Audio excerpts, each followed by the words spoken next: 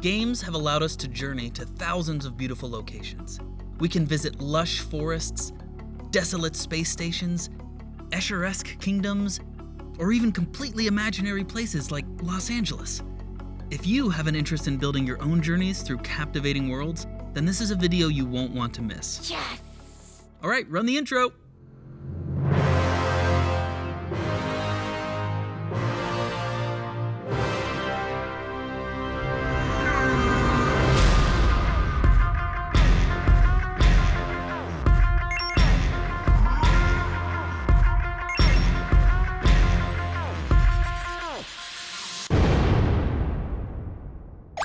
So, what is environment art? Well, it's basically 90% of the screen. I mean, in most games, if you took away the environment, you'd just be looking at an empty void with some characters and UI. I mean, it's really the whole world that a game takes place in. And every piece of it needs to be created by an environment artist. I mean, an artist made this tree, and that tree, and this tree, and that tree, and that rock, and that plant, and that plant, and that house, and that rock, and that sky, and that tree, and that tree, and that tree, and that tree, and this rock, and this tree, and that tree. This is so much work. How do you do all this? Environment artists need to be really good at prioritizing. Because there's so much to do, we need to prioritize things that are most important to achieving the overall game experience. But how do you know what to prioritize? There's like thousands of trees and rocks and stuff. Well, it's not exactly about which tree or rock is the priority. We work with game designers and concept artists to determine what's most important to work on. Let's do a quick process breakdown. First, concept artists come up with the theme and tone of the environment. Then game designers will create a block out just using gray blocks. They decide things like where the obstacles are, where the player needs to go, and where enemies come from. With that information, we as environment artists can start to rough out art that represents both the concept artist's vision and the game designer's constraints. Then we start refining the models, adding textures, adding color, and of course, playtesting the game a lot and getting feedback. And then at the end, when it's all been playtested and it's working, we'll add lighting, post-processing effects, and any kind of polished notes that we might have. And that's the environment art process in a nutshell. Whoa, that was an awesome breakdown. But in the beginning, you showed how the game designers just give you gray boxes. How do you decide what those are gonna be and what they're gonna look like? Well, we work closely with the concept artists to capture the essence of how the environment should really look and feel. There's a lot of back and forth that happens. Constant paintovers, jamming on ideas to push the design. There's a ton of ways to solve for game constraints. For example, a gameplay boundary could be a wall, a building, or a cliff overlooking the ocean. All of these examples serve the same gameplay constraint, but we're trying to solve it in such a way that makes the game as beautiful and believable as possible. Okay, so environments have to communicate a believable setting as well as the gameplay critical information. So if environments could talk, they'd say something like, "Hello, I'm obviously a rocky cliff, but I also have very clear ledge climbing gameplay. Ouch." Or, "Ooh, I'm an eerie hallway. Try shooting my sack of goo for a tactical advantage. Hooray!" Or, "Hey, I'm a refreshing pool of water. There's no danger here." Or is there? Let's move on.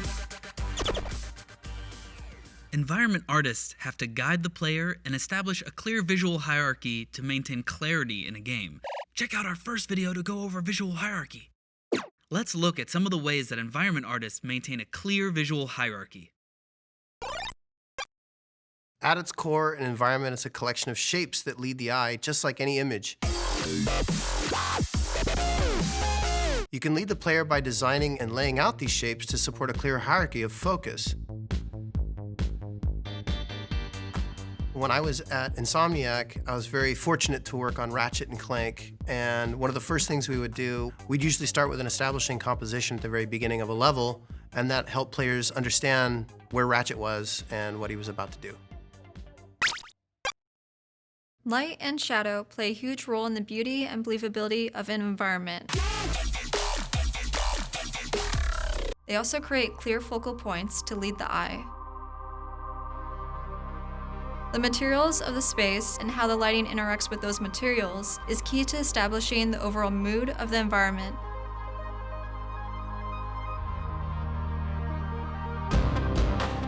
Lighting also creates contrast through spotlighting and shadows, which become key compositional elements to help lead the player.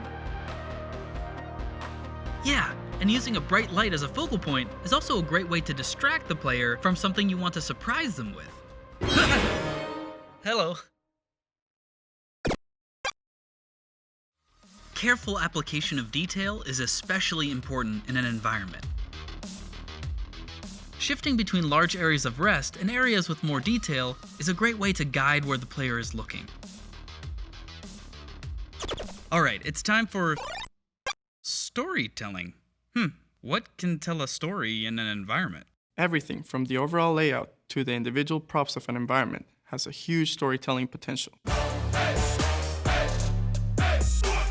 Things like climate, age, and culture are reflected through the environment and are key to reinforcing the fantasy of the overall game experience. Oh yeah, like the huge collapsed robots in Horizon Zero Dawn implying some sort of war in a forgotten age, or the incredible attention to detail in Kingdom Come Deliverance, where military camps have remnants of food and boarded over potholes, and bandits even hang their laundry. This gives you a sense that it's not just a dead level, but someone definitely lives here, and that's what gives it an even more interesting tone. But how do you even know which details to add and what kind of things to put in the environment to make it feel so lived in? Do environment artists do research? We're actually doing research all the time. We're always observing different environments. We're seeing how they're laid out and really finding those unique details in these places. My family actually gets really annoyed at me because a lot of my vacation photos are just of weird pipes, dark, weird corners, dirty grates, and old kitchens.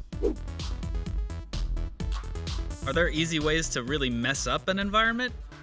It's actually really easy to mess up scale, which then messes up the whole believability of the space. Good scale cues are things like chairs, doorknobs, railings, stairs, things that the character is going to interact with a lot. I still have to watch for this a lot, actually. I recently blocked out a whole room without putting a character in for scale reference and ended up having him sit at like a 20-foot desk.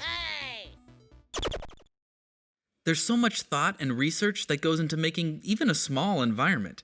But what if you're making a huge environment, like a whole world? Given the sheer amount of work involved, you would need an enormous team to custom build every piece of a huge environment. And not only is it a lot of work, but it also has to run smoothly in game, which means environment artists have to find creative ways to build complex environments using as few resources as possible. Yeah, and that means keeping the poly count low, reusing models, textures, anything that can cut corners and increase the development speed. A great example of this is using modular kits. So, how does a modular kit work? We build pieces of the world in reusable chunks, kind of like elaborate Legos, so it's easy to build out whole huge worlds. These chunks are designed to have enough variance to create vastly different looks, but be generic enough to not be recognizable as duplicates. Here's an example of a crate that we can just turn around to look like a completely different crate. And here's a rock that can be manipulated a bunch of different ways to achieve new looks. So let's recap. Game environment art is the world or background of a game. Environment artists are the 3D modelers that build the terrain, props, and set pieces of a game. They work with the concept artists and the game developers to create believable and beautiful worlds that clearly communicate gameplay to the player. They do this through composition, lighting, and careful application of detail. They strive to make their worlds tell stories and do tons of research to inform how those stories are told. And finally, they work really efficiently, keeping the amount of textures and polygons low by creating reusable modular kits. But this video isn't over yet. It's time for advice!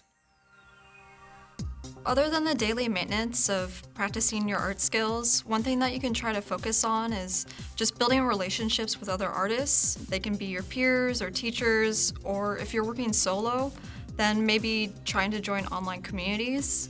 It's really important to find other artists who share a similar passion as you. You're going to be working with like a lot of different individuals and be able to talk about your ideas is really key. I would advise you to go online and look up for different tutorials or how artists approach their pipeline or the way they work. There are multiple ways and programs and tools that you could use to achieve a goal, so just finding whichever way that you're more comfortable with.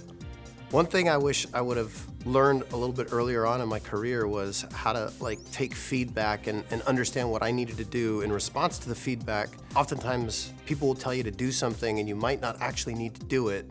For example, I had someone recommend to me that I delete all the trees from this forest. I needed to understand what problem he was trying to solve, so I asked, and he said, well, it was just really busy and noisy. Instead of deleting the trees, I went back and I redid the textures so that it was cleaner, less cluttered, organized the composition a little bit, and that solved the problem. It's really important to understand that when people give you feedback, you understand the problem and not the solution they're giving you. One of the big things that they teach you in school is to make props and make badass props, which is great, but a lot of people don't take it a step further and actually create full environments. It's really important that people learn to have the big picture view of what an environment is and how to actually build an environment. Back when I was in school and started modeling props, textures, environments, I didn't really understand the importance of storytelling in the environment. I'd model things very flat, hard-edged, sterile. There was no love and there was no real detail in these props and environments that I would be making. You have to start, wearing and tearing edges, being able to wear them where people's hands would go, or around door handles with schmutz and grime and things of that nature. Anyone can make a badass tequila bottle, but really you should start pushing yourself and make the whole bar and see how all of those pieces come together to make something interesting and lived in. You get to be an artist and you get to tell story within the props and the environment that you're making. It's something that brings the environment to life and really helps tell the story. When you go onto ArtStation or when you look at game art, you tend to see something that's already been polished to the point of perfection. What you don't see are all the failed versions and iterations in between. So keep that in mind, that it's okay when you're learning to sort of stumble and fall. More than 80% of everything I make is just absolute garbage, but that's not necessarily for anyone else to see. That's just something that you can chalk up to growing and learning and improving at the craft. As long as you just keep pushing and growing, eventually you'll become a master of the craft.